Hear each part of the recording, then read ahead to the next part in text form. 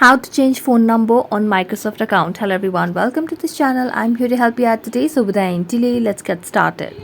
So first of all, launch any browser that you have on your device and launch or log in to your Microsoft account application on your device over here through your browser.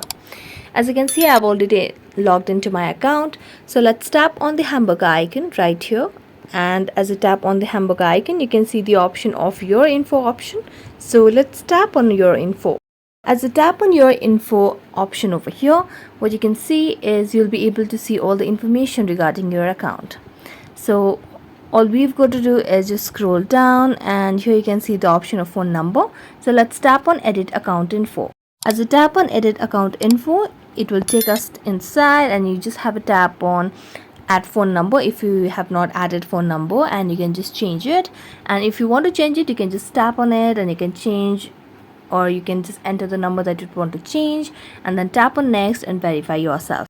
So that's it. Thank you so much for watching this video. See you next time.